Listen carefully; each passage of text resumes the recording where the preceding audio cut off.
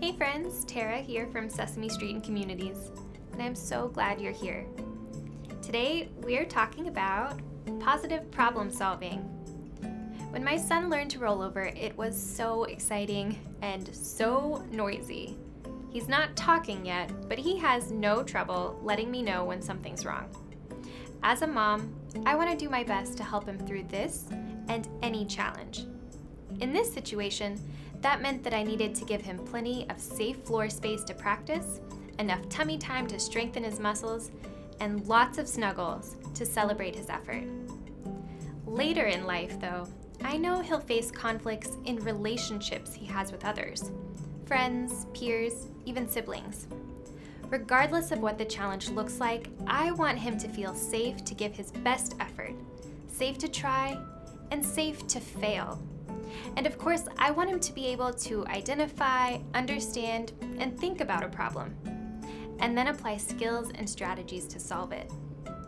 We can all create environments where our children feel safe to try and help build their problem-solving muscles so that when they face challenges, they have security and strength to draw upon.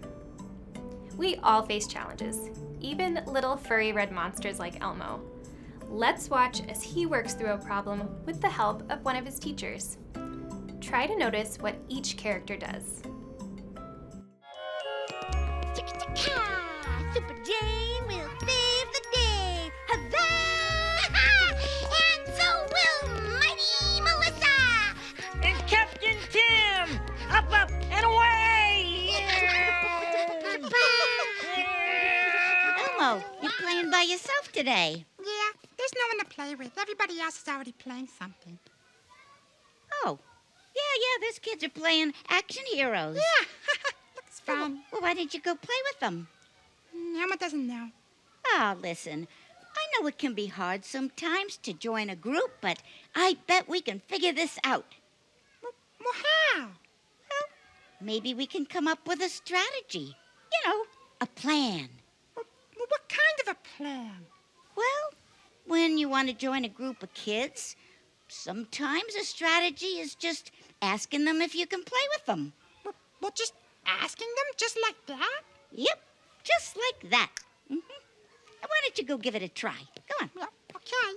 Elmo, we'll give it a try. Great. Jane is super strong. She can pick up a truck with her bare hands. What? And Mighty Melissa is super fast. She can fly around the world in mere seconds. Oh, coolio. Hey, what's your superpower, Captain Tim? Hi. Hi, Elmo. Do you like our action hero costumes?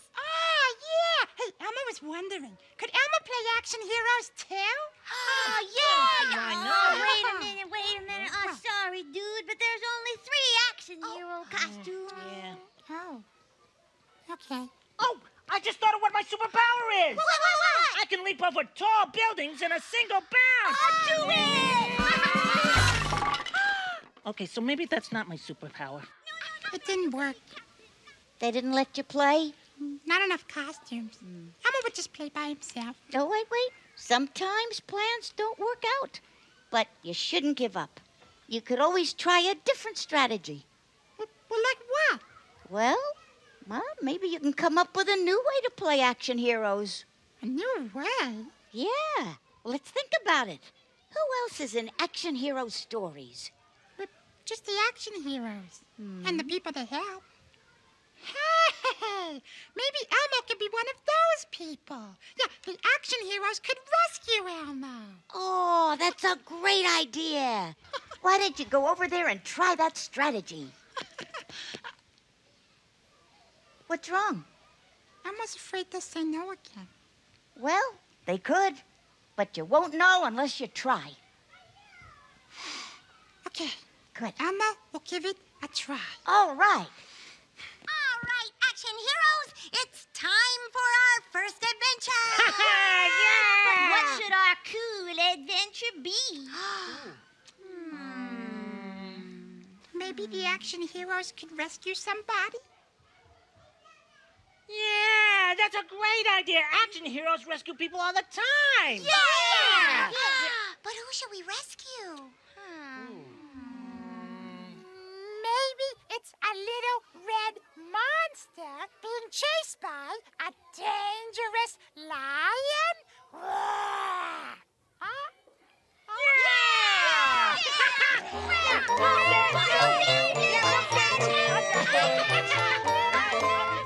So what did we see in here?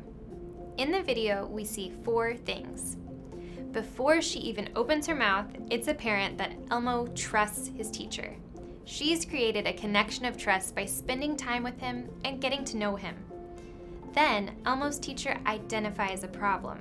She notices that Elmo is playing by himself and seems sad and lonely. Next, she helps Elmo think through some options or strategies. And finally, the teacher encourages him to keep trying. When we break it down, we can use these 4 ideas with our own children too. Connect, identify, think, and try. Let's talk about a handful of ways to practice each idea. First, we need to connect. Before we can help kids solve a problem, we need to create an environment in which they feel safe to just give it a try. That means building a relationship of trust, helping children feel known and heard. We can create meaningful connections in simple and playful ways. To practice, we can co-create. Creating art together or even side by side allows opportunity for child-led conversation. Choose a favorite coloring page or encourage kids to draw out a story. Stick to routines. Predictability in routines helps kids know what to expect and provides consistent time for bonding and learning. Stay silly. Letting loose and sharing a good laugh brings families together and makes everyone feel like they're part of a team. Next, we can help identify the problem. Sometimes kids will come to you already able to articulate what the problem is, but sometimes they don't. Maybe they feel shy or just confused. We can help them get to the root of the problem. To practice, we can say what you notice. The teacher in the video notices that Elmo is playing by himself and seems sad. She tells him as much. If kids seem reluctant to share, affirming their feelings with warmth can help start a conversation. Say, "I notice you aren't swinging with the other kids," for example. "You seem afraid because the swing goes so high." Then invite. After you say what you notice, invite kids, in their own words, to tell you what the problem might be.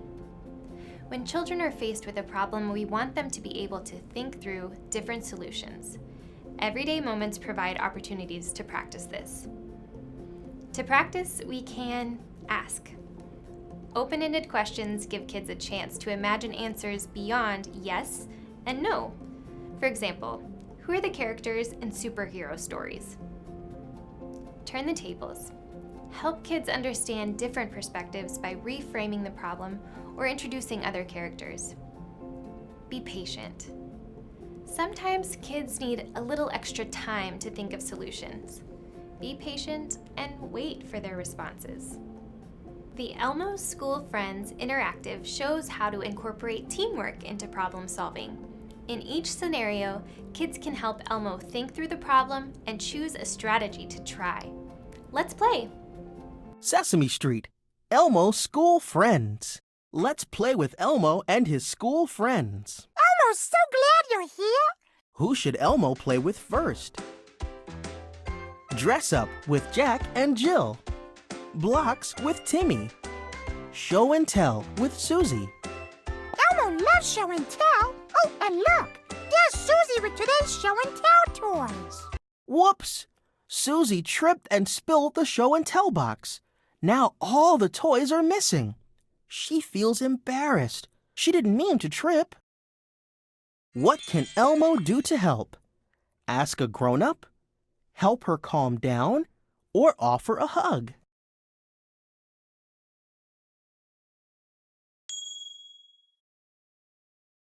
Maybe Susie should take 3 deep breaths, says Elmo.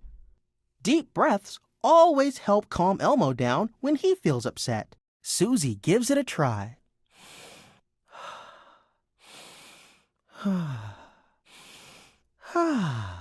That did help, she says. And Elmo can help Susie find the toys, says Elmo.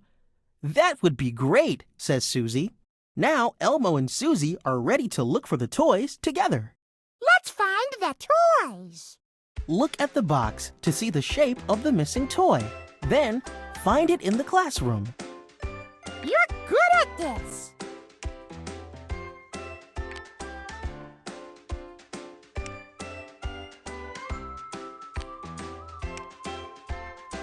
Boy, that one was tricky. Lastly, we can cheer kids on. We want to encourage kids to test out their ideas and just see what happens. If one plan doesn't work, try another. Sometimes failure or just the fear of failure can cause kids to freeze up. We can stay positive, cheering them on and reminding them of how far they've come. To practice, we can try again. Remind kids that sometimes we need to practice many times. Embrace the power of yet. Let kids know that just because they can't do something now doesn't mean they won't be able to do it in the future. Repeat an affirmation.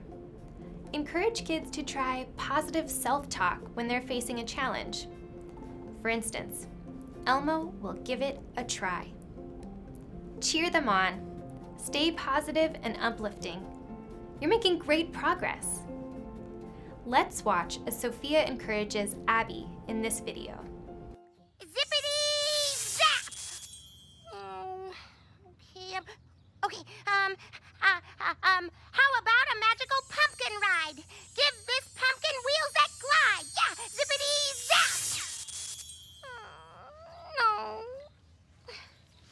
Hey, Abby. What's wrong? Oh, Sophia, I'm trying to turn this pumpkin into a coach, but I just can't remember the right magic spell, and, well, I don't think I'm ever gonna get it. Don't give up hope. Huh? You're still a fairy in training, right? That means you're still learning. Well, yeah. Just because you don't have it yet doesn't mean you won't get it eventually. Just say these words to yourself. Okay. Say, I know what I want. I know what I want. I can figure it out. I can figure it out. And I keep trying. And I keep trying. Okay, now that I'm grooving, let's get this pumpkin moving. Zippity zap! It still didn't work. Nope. But you know what? I'm not gonna give up. Right. Right. You've gotta have hope. I gotta have hope. But can I keep trying later? Because right now, I'm kind of in the mood for some pumpkin pie. To Hooper Store? To Hooper Store. I'll see you later. Having confidence in one's ability to learn and grow is a powerful force and allows kids to build a sense of hope for the future. Both Abby and Elmo demonstrate that can-do attitude that we all want for our kids. And Miss Sophia and Elmo's teacher are really good examples for us grown-ups to follow. They show us how to connect with children, how to identify problems, how to facilitate critical thinking, and how to encourage kids to try and keep trying.